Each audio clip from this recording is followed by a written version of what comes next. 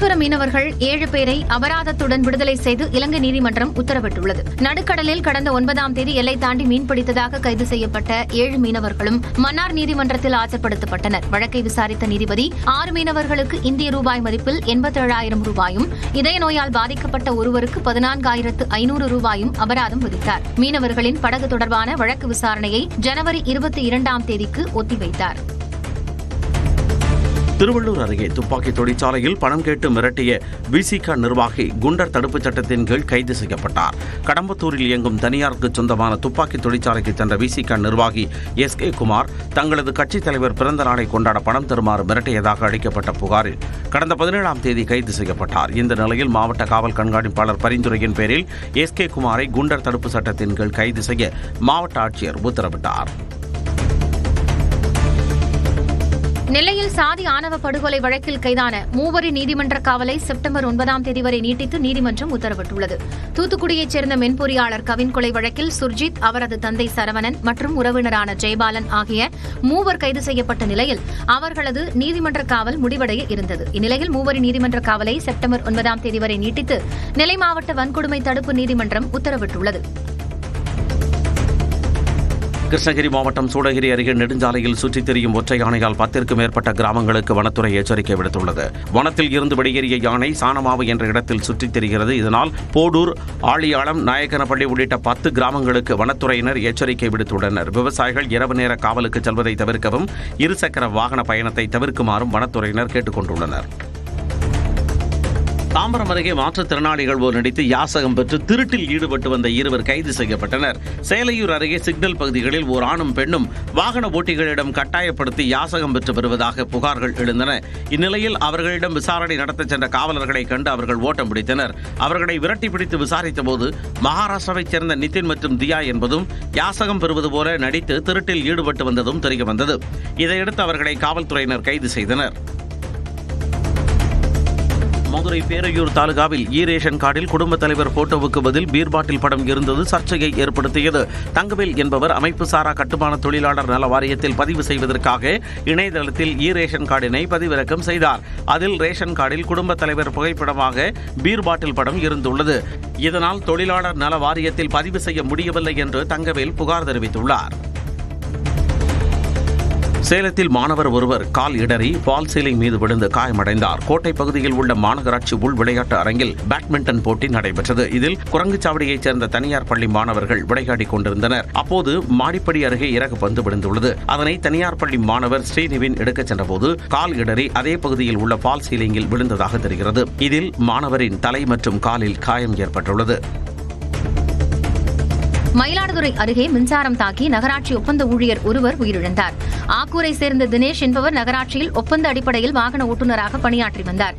கடந்த சில நாட்களாக இவரது வீட்டில் மின்கசிவு இருந்ததாக மின் வாரியத்திற்கு புகார் அளிக்கப்பட்டதாக கூறப்படுகிறது. இந்நிலையில் வீட்டில் உள்ள சுவிட்ச் போர்டில் கை வைத்தபோது தினேஷ் மீது மின்சாரம் பாய்ந்து தூக்கி வீசப்பட்டதில் அவர் நிகழ்விடத்திலேயே உயிரிழந்தார். இதையடுத்து மின் வாரியத்தை கண்டித்தும் நிவாரணம் வழங்க வலியுறுத்தியும் தூய்மை பணியாளர்கள் மறியலில் ஈடுபட்டனர். விநாயகர் சதுர்த்தியை முன்னிட்டு தூத்துக்குடியில் மீனவர்கள் கடலுக்கு செல்லாமல் படகுகளை மீன்பிடி துறைமுகத்தில் நிறுத்தி வைத்துள்ளனர். விநாயகர் சதுர்த்தியை தொடர்ந்து சுபமுகூர்த்த தினம் என்பதால் மீன் நுகர்வு குறைவாக இருக்கும் என்பதால் தூத்துக்குடி மீனவர்கள் 2 நாட்களுக்கு கடலுக்கு செல்ல வேண்டாம் என்று முடிவெடுத்தனர். இதனால் மீன்பிடி துறைமுகத்தில் 280க்கும் மேற்பட்ட விசைப்படகுகள் நிறுத்தி வைக்கப்பட்டுள்ளன. தேனி மாவட்டம் கம்பம் அருகே கல்குவாரி பிரச்சனையால் இளைஞர் கொலை செய்யப்பட்டதாக குற்றச்சாட்டு எழுந்துள்ளது. சங்கிலிக்கரடு பகுதியில் உள்ள கல்குவாரியில் விதிமீறல் நடைபெறுவதாக புகார் கூறி சதீஷ்குமார் என்பவர் பொதுமக்களை திரட்டி போராட்டம் நடத்தியதாக கூறப்படுகிறது. இந்நிலையில் காமையகவுண்டன்பட்டி பகுதியில் சதீஷ்குமார் சடலமாக கண்டெடுக்கப்பட்டார். கொலை என குற்றம் சாட்டி அவரது உறவினர்கள் கம்பம் அரசு மருத்துவமனை அருகே சாலை மறியலில் ஈடுபட்டனர். பீகாரில் ராகுல் காந்தி மேற்கொண்டுள்ள வாக்காளர் அதிகார யாத்திரையில் பிரியங்கா காந்தியும் கலந்து கொண்டார். பீகாரில் வாக்காளர் பட்டியல் சிறப்பு திருத்தத்துக்கு எதிர்ப்பு தெரிவித்தும் வாக்கு திருட்டுக்கு எதிராகவும் கடந்த 17ஆம் தேதி காங்கிரஸ் மூத்த தலைவர் ராகுல் காந்தி வாக்காளர் அதிகார யாத்திரையை தொடங்கினார். சுபாவுல் மாவட்டத்தில் நடைபெற்ற பேரணியில் ராகுல் காந்தியுடன் அவரது சகோதரியும் காங்கிரஸ் பொதுச் செயலாளருமான பிரியங்கா காந்தி, தெலங்கானா முதலமைச்சர் ரேவந்த் ரெட்டி, ராஷ்டிரிய ஜனதா தள தலைவர் தேஜஸ்வி யாதவ் உள்ளிட்டோர் கலந்து கொண்டனர்.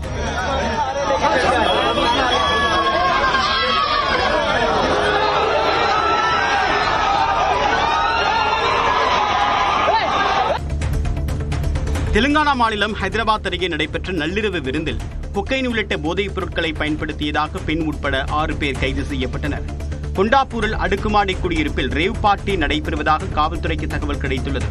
இதையடுத்து அடுக்குமாடி குடியிருப்பில் சோதனை மேற்கொண்ட காவலர்கள் பெண் உட்பட 6 பேரை கைது செய்து அவர்களிடமிருந்து 20 கிராம் கொக்கைன், போதை மாத்திரைகள் உள்ளிட்டவற்றை பறிமுதல் செய்தனர். டெல்லி மாநில ஆம் ஆத்மி கட்சியின் தலைவரும் முன்னாள் அமைச்சருமான சௌரப் பரத்வாஜ் வீட்டில் அமலாக்கத்துறை அதிகாரிகள் சோதனை மேற்கொண்டனர். டெல்லி மாநில சுகாதாரத்துறை அமைச்சராக சௌரப் பரத்வாஜ் இருந்தபோது மருத்துவமனை கட்டுவதில் முறைகேடு நடைபெற்றதாக கூறி அமலாக்கத்துறை வழக்கு பதிவு செய்தது. இந்நிலையில் இந்த வழக்கு தொடர்பாக சௌரப் பரத்வாஜின் வீடு உட்பட 12 இடங்களில் அமலாக்கத்துறை அதிகாரிகள் சோதனை மேற்கொண்டனர். இதற்கு ஆம் ஆத்மி தலைவர் அரவிந்த் கெஜ்ரிவால் கடும் கண்டனம் தெரிவித்துள்ளார். அரசு நிதியை தவறாக பயன்படுத்தியதாக கைது செய்யப்பட்ட இலங்கை முன்னாள் அதிபர் ரணில் விக்ரமசிங்கவை ஜாமீனில் விடுவித்து நீதிமன்றம் உத்தரவிட்டுள்ளது. அதிபராக இருந்தபோது வெளிநாடு சென்றதில் முறைகேடு நடந்ததாக கூறி ரணில் விக்ரமசிங்கே கடந்த வெள்ளிக்கிழமை கைது செய்யப்பட்டார்.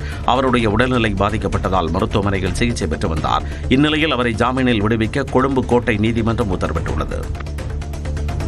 ஜிஎஸ்டி குறித்த யூகங்களை தவிர்க்குமாறு மத்திய அரசு கேட்டுக் கொண்டுள்ளது. 4 படிநிலைகளாக உள்ள ஜிஎஸ்டி 2 படிநிலைகளாக குறைக்கப்படுகிறது. இந்நிலையில் பல பொருட்கள் மீதான ஜிஎஸ்டி குறித்த யூகங்கள் வெளியாகின. இதை தவிர்க்குமாறு கேட்டுக் கொண்டுள்ள மத்திய நேரடி வரிகள் வாரியம் செப்டம்பர் 3 மற்றும் 4 தேதிகளில் நடைபெறும் ஜிஎஸ்டி கவுன்சில் கூட்டத்தில் எடுக்கப்படும் முடிவுகளுக்கு காத்திருக்குமாறு வேண்டுகோள் விடுத்துள்ளது. சென்னையில் தடையில்லா மின்சாரம் மற்றும் மின் விபத்துகளை தவிர்க்க போர்க்கால அடிப்படையில் நடவடிக்கை மேற்கொள்ளப்பட்டு வருவதாக மின்வாரியம் தெரிவித்துள்ளது. அந்த வகையில் சென்னை புறநகர் பகுதிகளில் 1251 இடங்களில் மின்கம்பிகள் வெளியில் இருப்பது கண்டறியப்பட்டு சீர் செய்யப்பட்டுள்ளதாகவும் 618 இடங்களில் உள்ள மின்கம்பிகள் மண்ணில் புதைக்கப்பட்டு சரி செய்யப்பட்டுள்ளதாக தெரிவிக்கப்பட்டுள்ளது. மீதமுள்ள 633 இடங்களில் சீரமைப்பு பணிகள் முழுவீச்சில் நடைபெற்று வருவதாக மின்சார வாரியம் தெரிவித்துள்ளது. 2021 சட்டப்பேரவை தேர்தலின் போது வழங்கிய 505 வாக்குறுதிகளில் 13% மட்டுமே திமுக நிறைவேற்றி உள்ளதாக பாமக தலைவர் அன்புமணி குற்றம் சாட்டினார். சென்னை தியாகராயர் நகரில் பாமக சார்பில் நடைபெற்ற நிகழ்ச்சியில் திமுகவின் நிறைவேற்றப்படாத வாக்குறுதிகள் குறித்து விடியல் எங்கே என்ற ஆவணத்தை அன்புமணி வெளியிட்டார். 505 வாக்குறுதிகளில் வெறும் 66 வாக்குறுதிகள் தான் முழுமையாக நிறைவேற்றிருக்கின்றார்கள்.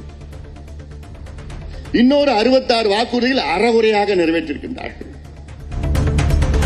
புதுச்சேரியில் குடும்ப பிரச்சனையில் ஏரியில் விழுந்து தற்கொலை செய்ய முயன்ற முதிய தம்பதியை இளைஞர்கள் மீட்டனர். கூடப்பாக்கத்தை சேர்ந்த துரை முத்துலட்சுமி தம்பதி மருத்துவமனைக்கு சென்றுவிட்டு உசுட்டேரி 10 கண்ணு மதகு அருகில் அமர்ந்துள்ளனர். திடீரென ஏரியில் இருவரும் குதித்த நிலையில் இதனை கண்ட இளைஞர்கள் சிலர் துரிதமாக செயல்பட்டு தம்பதியை மீட்டு மருத்துவமனையில் அனுமதித்தனர். சென்னை அடுத்த புழலில் ரியல் எஸ்டேட் அதிபரிடம் கத்தியை காட்டி மிரட்டி காரை பறித்துச் சென்ற இருவரை காவல்துறையினர் கைது செய்தனர். திருவொற்றியூரைச் சேர்ந்த டெல்லி பாபு என்பவர் கடந்த 17ஆம் தேதி புத்தகரத்தில் உள்ள தனக்கு சொந்தமான காலிமனையை பார்வையிட காரில் சென்றார். அப்போது டெல்லி பாபுவுக்கு ஏற்கனவே பழக்கமான சூர்யா தனது நண்பர்களுடன் சென்று அவரிடம் 5 லட்சம் ரூபாய் தருமாறு கத்தியை காட்டி மிரட்டியதாக தெரிகிறது. தன்னிடம் பணம் இல்லை என டெல்லி பாபு கூறிய நிலையில் அவரது காரை பறித்துச் சென்றனர். புகாரின் பேரில் புளியந்தோப்பு தமிழரசன் உள்ளிட்ட இருவர் கைது செய்யப்பட்டனர். தலைமறைவான 3 பேரை தேடி வருகின்றனர்.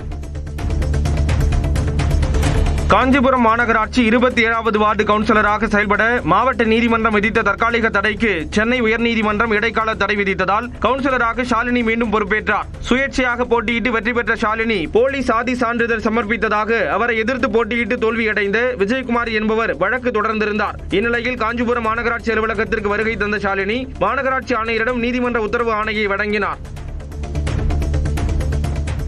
தூத்துக்குடியில் நகைப்பட்டறையில் 37 சவரன் தங்கக்கட்டி மற்றும் பணத்தை திருடிவிட்டு தப்பியோட முயன்ற வடமாநில தொழிலாளியை சேலம் ரயில்வே காவல்துறையினர் கைது செய்தனர். விகாஸ் கேந்தி என்பவருக்கு சொந்தமான பட்டறையில் கடந்த 1 மாதம் பணியாற்றி வந்த மகாராஷ்டிராவைச் சேர்ந்த விட்டல் சிங்காடி என்பவர் 298 கிராம் எடையுள்ள தங்கக்கட்டி மற்றும் 43,000 ரூபாயை திருடிவிட்டு மாயமானதாக தெரிகிறது. உரிமையாளர் அளித்த புகாரின் பேரில் தாதர் எக்ஸ்பிரஸ் ரயிலில் பயணித்த சிங்காடியை சேலம் ரயில்வே காவல்துறையினர் மடக்கி பிடித்தனர். தூத்துக்குடி மாவட்டம் எட்டயபுரம் அருகே சாலையில் நிறுத்தப்பட்டிருந்த லாரி மீது ஆட்டோ மோதியதில் 4 குழந்தைகள் உட்பட 7 பேர் காயமடைந்தனர். ராமச்சந்திரன் என்பவர் தன்னுடைய குடும்பத்துடன் ஷேர் ஆட்டோவில் சாயர்புரம் பகுதியில் உள்ள கோவிலுக்கு சென்று கொண்டிருந்தார். சிந்தலக்கரை பேருநிலையம் அருகே சர்வீஸ் சாலையில் நிறுத்தப்பட்டிருந்த லாரி மீது ஷேர் ஆட்டோ மோதி விபத்திற்குள்ளானது. இதில் காயமடைந்த அனைவரும் மருத்துவமனையில் அனுமதிக்கப்பட்டனர். திண்டுக்கல் மாவட்டம் மாவட்டம் கொடைக்கானல் மன்னவனூர் மலை கிராமத்தில் விவசாய தோட்டங்களை சேதப்படுத்தி வந்த காட்டு பன்றிகள் கூண்டு வைத்து பிடிக்கப்பட்டு அடர்ந்த வனப்பகுதிக்குள் விடுவிக்கப்பட்டன. கடந்த சில மாதங்களாக காட்டு பன்றிகள் கூட்டம் விளை நிலங்களை சேதப்படுத்தி வந்த நிலையில் அவற்றை விரட்ட மக்கள் கோரிக்கை விடுத்து வந்தனர். அந்த வகையில் முதற்கட்டமாக 10க்கும் மேற்பட்ட காட்டு பன்றிகளை பிடித்த வனத்துறையினர் அடர் வனத்தில் விடுவித்தனர்.